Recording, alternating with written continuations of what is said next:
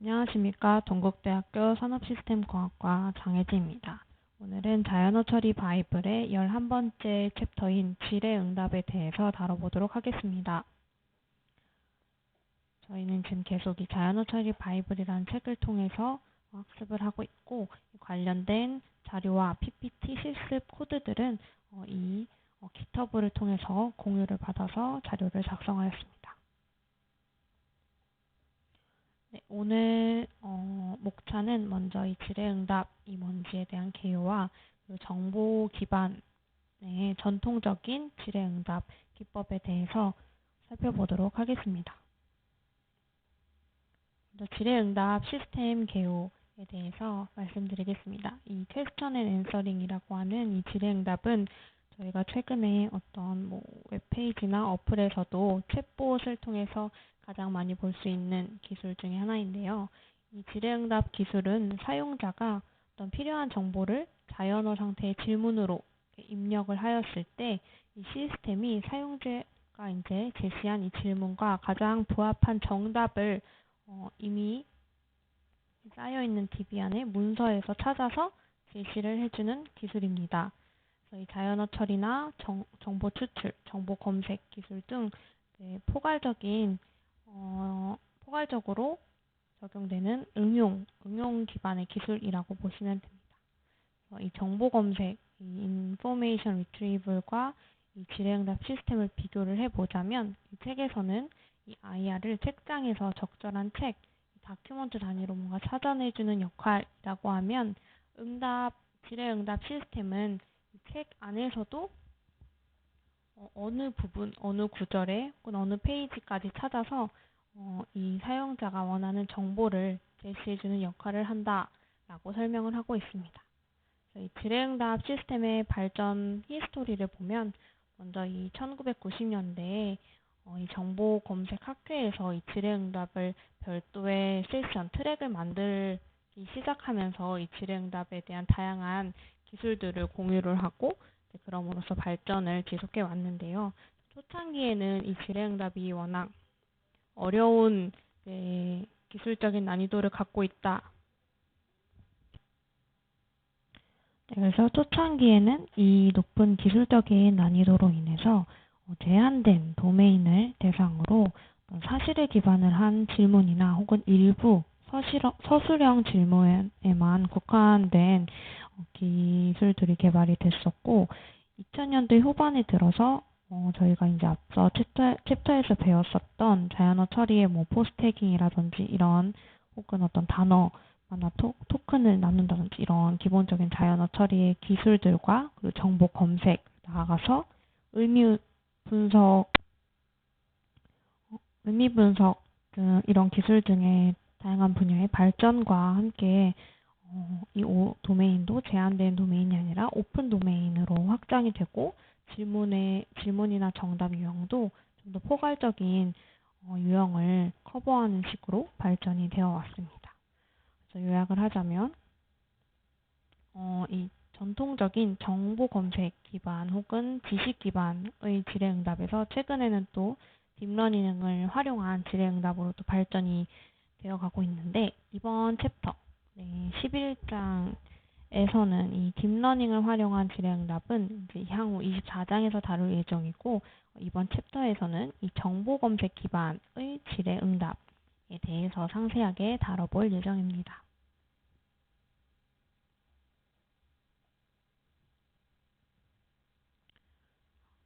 그래서 정보 검색 기반의 질의응답 처리 과정을 보면 먼저 이건 전통적인 이제 정보 검색 기반의 질의응답 시스템이 어떤 질문을 입력을 받아서 그 질문의 내용을 분석을 한 후에 이걸 기반으로 쿼리를 작성을 해서 이 쿼리를 쌓여있는 아까 그 DB 안에 있는 여러 문서 중에서 이 질문과 가장 관련이 있는 문서를 검색할 수 있는 쿼리가 짜지게 됐고, 그래서 문서가 이제 검색을 해줘서 일종의 후보 문서들이 도출하게 되면 그 중에서 이제 후보 정답을 추출해내고 그 안에서 이제 문장들이 나오면 그 중에서 또 정답을 가장 우선순위가 높은 정답을 추출해서 이제 정답을 최종적으로 도출해내는 것이 전통적인 이 정보 검색 기반의 질의응답 처리 과정입니다. 그래서 이 과정을 크게 질문을 처리하는 단계와 이제 문서를 처리하는 단계, 그리고 정답을 처리하는 단계, 이렇게 세 가지로 구분을 할 수 있습니다. 질문 처리 단계는 이제 질문을 분석을 해서 질문의 유형과 정답 유형을 분류를 하고 그걸 바탕으로 이제 부족한 이 질의를 재생성을 하는 과정으로 이루어져 있고, 이때 이제 질문 분석 과정, 여기 있는 이 질문 분석 과정에서는 사용자의 질문을 이해해서 이 사용자가 요구하는 정보를 파악하는 것이 가장 이제 핵심적이겠죠. 두 번째 문서 처리 단계는 이 문서를 검색을 하는 것입니다. 정답을 포함하고 있는 문서 혹은 문장을 검색해서 이 정답과 관련성이 높은 문서를 찾아내는 것이 주요 목적입니다. 마지막 세 번째 정답 처리 단계는 이 정답 후보 추출과 정답 순위화 구성이 되는데, 먼저 이 정답 후보 추출은 이 검색된 문서와 이제 문장에서 정답의 후보에 해당하는 엔터티, 개체와 어휘, 워드, 구, 프레이즈 이런 것들을 찾아내는 것이 핵심이고, 그 뽑아낸 후보 중에서 점수를 매긴 후 최종적인 이제 정답을 도출해내는 것이 정답 순위화의 과정에서 이제 정답을 최종적으로 도출하는 과정입니다. 이때 이제 정답을 순위를 매길 때 이 질문과 이 문서 후보 간의 유사도, 의미적 유사도, 의미적 연관성, 키워드 중복성 등을 고려를 해서 이 순위를 매기게 됩니다. 그래서 각각 단계별로 좀 더 상세한 내용을 다뤄보도록 하겠습니다. 먼저 질문 처리 단계입니다. 그래서 질문 처리 단계는 이 질문 유형 분류하는 것과 그리고 정답 유형을 분류를 하는 이 질문 분석 단계를 거치게 되고, 그 이후에 이제 최종적인 질의를 재생성하게 됩니다. 그래서 이 질문 유형을 분류하는 것과 정답 유형을 분류하는 것은 상호 의존적인데요. 상세한 내용을 보면 이 질문 유형 분류는 사용자의 질문을 질문이기 때문에 이 의문사를 기반으로 구분을 하고, 이 정답 유형을 판단하기 위해서 이 의문사 기반의 질문 유형 분류가 아주 중요한 단서가 될 수 있습니다. 예를 들어 이 질문 유형 분류 예시는 다음과 같습니다. 그래서 질문, 인풋으로 들어온 질문이 스티브 잡스는 왜 죽었나요? 라고 하면 이 왜라는 의문사를 뽑아내서 이 왜가 질문 유형 분류 중에 하나가 됩니다. 그래서 왜, 누구, 어디, 무엇, 무슨, 몇, 언제, 얼마나, 어느, 어떻게 이런 의문사를 중점으로 이 질문 유형을 분류를 하게 됩니다. 정답 유형 분류는 사용자가 찾고자 하는 정보가 무엇인지를 의미하고, 사용자의 질문에 가장 적합한 정답이 무엇인가를 파악하는 것입니다. 그래서 앞서 도출한 이 질문 유형의 의문사 기반의 이 유형을 기반으로 어떤 패턴과 그리고 이것들을 통해서 정답의 유형을 제시합니다. 그래서 누구인가요? 라고 하면 이 질문 유형은 누구이고, 정답 유형은 인물 중에 정의를 매칭을 하게 되는 것입니다. 여기서 이제 뭐 이순신이라는 어떤 사람 이름에 대한 단어가 있고, 뭐 누구가 있으면 그에 대한 정답 유형은 인물 정의로 정답 유형을 도출한다라는 이제 일종의 패턴을 둘 수 있겠죠. 그래서 이런 것들을 사전 작업을 해야 하는 것이 정보 검색 기반의 좀 복잡한 프로세스가 되겠습니다. 두 번째 예시로 예를 들어 튤립은 몇 월에 피나요? 라는 질문이 있었을 때 이 몇이라는 의문사와 이 몇 월 의조명사가 같이 있다는 이 패턴을 사전에 정의를 해서 날짜, 시간에 관련한 정답 유형을 찾아내는 것이다 라는 이 정답 유형을 태깅을 하게 됩니다. 이런 식으로 어떤 이 예문이 들어오면 이 예문에서 의문사를 찾고 사전에 정의한 패턴을 바탕으로 이 정답 유형을 분석을 하게 됩니다. 그리고 마지막으로 이러한 이제 정답 유형의 카테고리를 분류하기 위한 단서가 부족할 수 있겠죠. 그래서 왜냐하면 이 단문의 형태를 취하기 때문에 분류를 위한 단서가 충분하게 제시되지 않은 경우가 있습니다.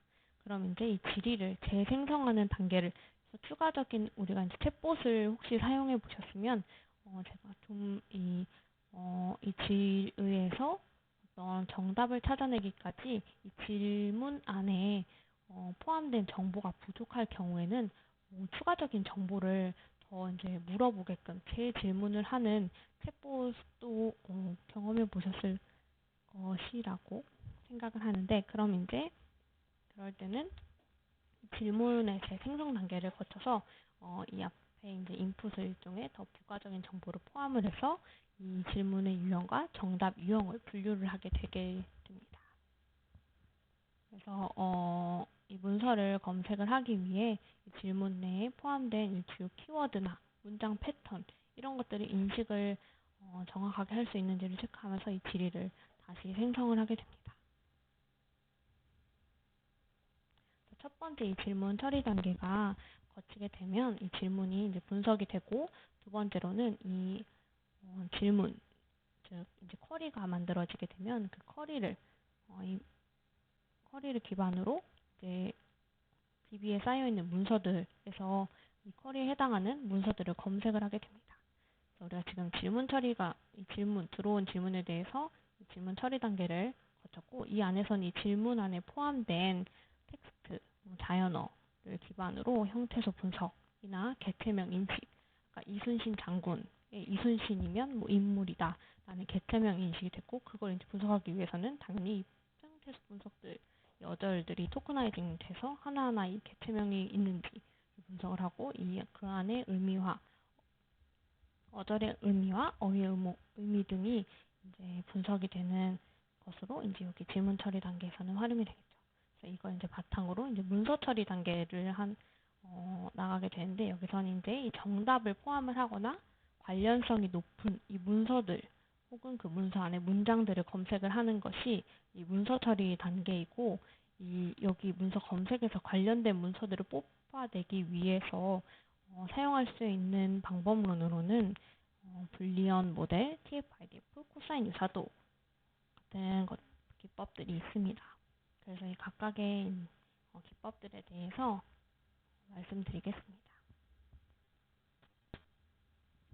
먼저 첫 번째 이 불리언 모델은, 이 불리언이라는 단어에서도 이미 예상이 가시겠지만 지리에 있는 이 단어가 수집된 이 문서 내에서 이 단어가 있었냐 없었냐, 즉 0과 1로 표시함으로써 이 불리언의 논리로 분석을 하는 모델입니다. 다만 이제 이 출연을 했는가의 여부, 즉 0과 1로만 표시가 되는 일치성만 분석 범위 안에 있기 때문에 그 중에서도 얼마나 더 어떤 문서가 더 중요한지, 혹은 더 많이 일치하는지, 더 많이 관련이 있는지, 이런 부분들은 측정이 불가능하다라는 한계가 있습니다. 그래서 예를 들어 문서가 있고 이 단어들 지리에 있는 이 단어들이 있을 때 각각 이러한 이제 단어들이 이 문서 안에 있었으면 1, 없었으면 0이라고 이제 표시를 하는 일종의 불리언으로 나타낸 텀 다큐먼트가 다음과 같이 표시될 수 있습니다. 그래서 이러한 이제 불리언 모델의 한계점을 극복하기 위해서 벡터화를 함으로써 이 벡터 공간을 표현하는 모델들이 개발이 되었습니다. 그래서 얘는 단순히 0과 1이 아니라 각 문서에 나타나는 단어의 가중치를 부여하고, 그 가중치에 따라서 지리어와 이 문서의 유사도를 측정함으로써 이 앞서 제시된 이 모델의 한계점을 해소하고자 하였습니다. 그래서 이러한 이제 지리어와 이 문서 간의 유사도 혹은 문서 간의 유사도를 측정하는 방법에는 자카드 유사도와 코사인 유사도, 그리고 TF-IDF가 있습니다. 그래서 각각 이 방법에 대해서 살펴보도록 하겠습니다. 먼저 첫 번째 자카드 유사도는 A와 B 두 개의 집합이 있다고 할 때 두 집합의 합집합에서 이 교집합의 비율로 구한다면 이 두 집합 A, B 간의 유사도를 구할 수 있겠다라는 아이디어에서 출발한 방법입니다. 그래서 저희가 지금 보고자 하는 게 이 지리어의 단어 리스트와 그 문서 안에 있는 단어 리스트들을 바탕으로 이 지리어에 있는 단어 집합을 만들 수 있고 문서 안에 있는 단어 집합을 만들어서 그 단어 간의 이제 합집합과 이제 교집합을 비교해서 분석을 하면 이 지리어와 문서 간의 유사도를 구할 수 있게 되겠죠. 다만 이때 이제 이 집합의 개념은 집합 안에 원소로서 표현이 되기 때문에 이 각 단어, 즉 원소의 빈도수, 단어의 빈도수 혹은 문서의 빈도수를 고려하지 않는다는 한계가 있습니다. 그래서 이 각각의 이런 빈도수를 고려한 TF, IDF 방법론이 또 개발이 되었는데요. 이 TF란 term frequency이고 이 IDF란 inverse document frequency입니다. 그래서 각각의 이 용어가 어떤 의미를 의미하는지에 대해서 살펴보겠습니다. 그래서 이 TF, IDF는 말 그대로 이 TF 값과 IDF 값을 곱함으로써 이 유사도 지표를 계산을 할 수 있게 되는데요. 유사도라기보다는 이제 가중치라고 더 이해하는 것이 적절할 것 같습니다. 그래서 이 특정 문서에서만 자주 등장하는 단어가 그 문서의 대표적인 단어고 중요도가 높다라고 판단하는 기법입니다. 먼저 이 term frequency인 TF는 말 그대로 이 단어가 어떤 문서 안에 나타난 횟수, frequency 이것이고 따라서 이 문서의 단위로 A 문서에서 단어 1이 몇 번 나왔는지 그리고 B 문서에는 똑같은 이 단어 1이 또 몇 번 나왔는지를 각각 봄으로써 똑같은 단어라도 그 문서마다의 빈도수, 즉 중요도를 다르게 계산을 하는 방법입니다.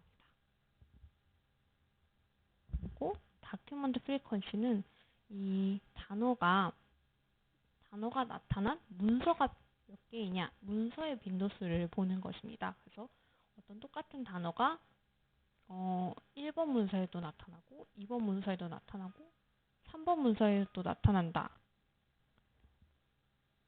것을 보는 것이라서 예를 들어 이 DF 값이 높은 단어다라고 하면 스탑워즈로서 해석이 많이 될 수 있습니다. 예를 들어 더라는 단어를 보면 모든 문장에서 이 더라는 단어가 많이 나오겠죠.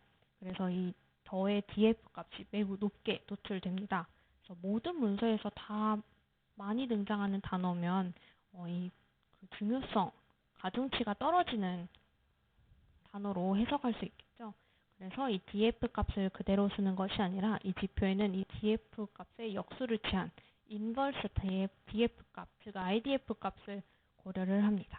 그래서 이 tf, idf 값은 이 term frequency의 idf 값, 즉 df로 나눈 뒤 그 로그를 취한 값을 고려를 해서 이 각 단어의 상대적 중요도, 즉 문서마다의 단어의 중요도를 계산하는 것이라고 보시면 됩니다. 그래서 우선 이 TF로 나타난 term 다큐먼트 예시를 보면 문서 1에서 아까 이제 지적인이라는 단어가 나왔다라고 했는데 단순히 나온 게 아니라 몇 번 나왔는지를 카운트해서 이 term frequency 다큐먼트를 작성을 하는 것입니다. 그래서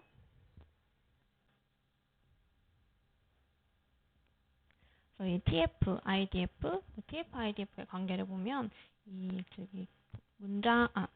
다큐먼트마다 단어의 우리 딕셔너리에 구성된 단어들이 있다라고 하면 이 각 문서에서 이 단어가 몇 번 나왔는지, 즉 이 앞에 배웠던 이 term 다큐먼트에 대한 게 이제 이 축이 바뀌어서 얘는 term 다큐먼트면 이 term 다큐먼트 예시가 이렇게 표현이 되는 것이고 여기에서 이제 TF 값을 보시면 여기서 이 프리퀀시 값이 그대로 나오게 되는 거고 등장을 했으면 이 단어가 몇 번의 문서에서 이 단어가 등장한 문서의 개수를 df 값은 보면 이 워드는 다큐먼트 1에서만 나왔기 때문에 1인 거고, 여기 워드 3은 이 모든 다큐먼트에서 5번씩이나 나왔죠. 3인 거고. 이렇게 df 값을 구하고, 이 idf 값은 얘 역수, 전체 단어 수를 해당 단어의 df로 나눈 뒤 로그를 취한 값으로 계산을 하는 것이 이 idf 값입니다. 그래서 그 값을 이제 구한 것이 이 idf 값이 되고, 이 tf 값과 idf 값을 곱해서 이 tf, idf 값을 도출해낼 수 있습니다. 그래서 이제 이 단어에 대한 중요도를 각각 계산을 할 수 있게 되는 것이겠죠. 이 tf, idf 값은 이 scikit-learn 파이썬에서는 scikit-learn의 패키지에서 이 함수를 제공을 하고 있습니다. 그래서 이것을 활용해서 코드로 구현을 할 수 있으니 참고하셔서 작성해 보시면, 활용을 해보시면 좋을 것 같습니다. 마지막인 코사인 유사도는 이 코사인, 즉 이 내적 공간의 두 벡터의 각도를 바탕으로 이게 얼마나 각도가 서로 이제 얼마나 동일한 방향의 벡터 값이냐. 그래서 완전히 반대 방향이면 마이너스 1 값이 나오겠죠. 그리고 이제 동일한 방향이면 1값, 가장 이제 비슷한 값일 때는 1값이 나오게 되는 성질을 갖고 있습니다. 그래서 이 코사인 유사도를 통해서도 유사도를 측정을 할 수 있는데, 그렇기 때문에 이제 우리가 보고 있는 이 쿼리, 지리와 그리고 문서, 이 두 개가 벡터 공간에 내적 공간에 이제 벡터로 표현한 값을 바탕으로 이 유사도를 계산을 할 수 있습니다. 그래서 앞서 이제 이 문서 1의 그럼 벡터를 120, 0, 20, 00 이런 식으로 표현을 할 수 있겠죠. 따라서 이 일종의 이 tf 값도 이 문서의 벡터라고 볼 수 있습니다. 그래서 이 문서의 벡터, 문서 2의 벡터의 코사인 유사도를 통해서 이 문서 1과 2의 유사도를 구할 수 있고, 이 문서뿐만 아니라 이 쿼리 질이 또한 이 텀 프리퀀시로 표현할 수 있기 때문에 이 지리와 문서 간의 코사인 유사도를 계산을 해서 얼마나 그 벡터의 방향이 비슷한가를 계산을 함으로써 유사도를 측정을 할 수 있습니다. 예를 들어서 이 쿼리가 이 텀 1, 2, 3이 있을 때에는 이 쿼리 안에는 이 텀 3에 대해서만 2개 있다라는 식으로 이렇게 벡터 0, 0, 2로 표현을 할 수 있고, 우리의 이제 DB 안에 다큐먼트 1, 뭐 2가 있을 때 어떤 게 더 유사한 방향으로 있는지를 측정을 함으로써 가장 유사한 다큐먼트들을 뽑아내는 것이 이제 이 문서 처리 단계의 목적이겠죠.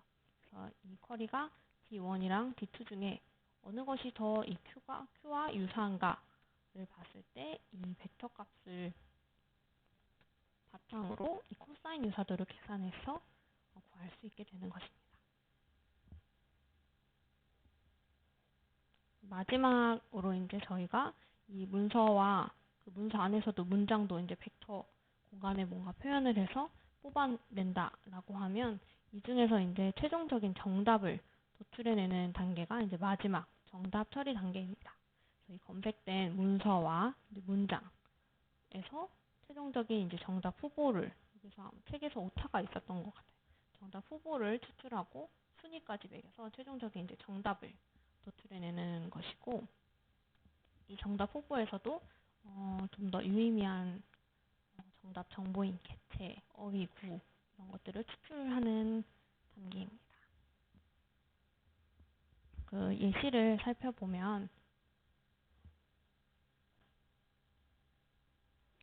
정답 처리 단계에서는 이제 앞서 저희가 질문 처리 단계에서 얻은 이 정답 유형 정보가 필요하고, 또 이 정답 유형에 따른 개체명에 따라서 문서 처리 단계에서 얻은 관련 문서와 문장, 이것들을 탐색을 하게 됩니다. 예를 들어 질문이 인도의 총리가 누구인가 라는 정보에서 우리는 이제 질문 처리 단계를 거치면 이 정답, 이 누구, 뭐 누구에 대한 이 질문 유형과 뭐 이런 것들을 분석을 해서 정답 유형이 인물과 정의인 것을 이제 이 결과로 도출하게 되고, 이것들을 이제 다 넣어서 이 문서 처리 단계에서 가장 우리가 갖고 있는 문서 중에서 이 질문과 이 정답 유형 고렸을 때 이 질문과 가장 관련성 그리고 중요도가 높은 문서는 이 해당 문서다라는 것을 도출하게 되면 이 정답 후보로는 이 문서 안에서도 이제 인물과 정의에 해당하는 이 엔터티와 그리고 단어 이런 것들을 도출하게 되는, 즉 이 정답 후보를 도출을 하게 되는 결과를 제공을 하게 됩니다. 그래서 이 주어진 질문에 따라서 이 정답 유형이 뭔지를 집중을 하게 되고, 이 문서 안에서 우리가 그 전에 배웠던 형태소 분석이나 개체명 태그 분석, 이 중에 인물이 뭔지, 정의가 뭔지 이런 것들을 분석을 해서 이 후보를 도출해서 그 안에서도 중요도를 분석해서 이 정답을 도출하게 되는 결과를 제시를 하게 되는 것입니다. 그리고 이 정답의 후보에서 순위화를 하는 방법도 여러 가지가 있습니다. 그래서 먼저 뭐 이 일치하는지 여부를 사용할 수도 있고, 추가적으로 이 질문 분석 단계에서 얻은 키워드가 이 해당 정답 후보에 존재를 하는지, 뭐 이런 여부, 또 불리한에 대한 모델이겠네요. 이런 것들 혹은 뭐 유사도 이런 것들을 또 분석을 할 수 있습니다. 이 11장에서는 다분히 되게 전통적인 기법들을 살펴보는 것에 집중되어 있어서 이 기존에 있는 이 프로세스를 어떻게 하면 이제 모델링을 통해서 자동화된 모델링 그리고 이미 축적된 데이터들을 충분히 활용해서 학습 모델로 이 결과가 도출이 될 수 있도록 하는 것들을 보는 것이 이제 향후에 우리가 더 집중을 해야 될 분야인 것 같습니다. 그래서 이 정보 검색은 말 그대로 익스트랙션입니다. 그래서 뭔가 학습을 해서 예측을 하는 것이 아니라 이미 주어진 정보에서 그 중에서 가장 관련성이 높은 것들을 추출해내는 수준이기 때문에 이것들이 일종의 뭔가 태깅된 데이터셋으로 활용이 되고, 이 태깅된 즉이 정답 데이터들이 이런 기존의 롤 베이스로 뭔가 추출된 정보로 확보가 되었다라고 하면 이걸 바탕으로 그 안에서 숨겨진 피처들을 추출을 해서 예를 들어 형태소나 혹은 개체명 혹은 품사, 뭐 의존관계 이런 것들이 다 피처가 돼서 이 학습을 할 수 있는 모델로 발전하는 것이 그 이후의 방향이라고 볼 수 있겠습니다. 오늘 11장 내용은 여기까지입니다. 감사합니다.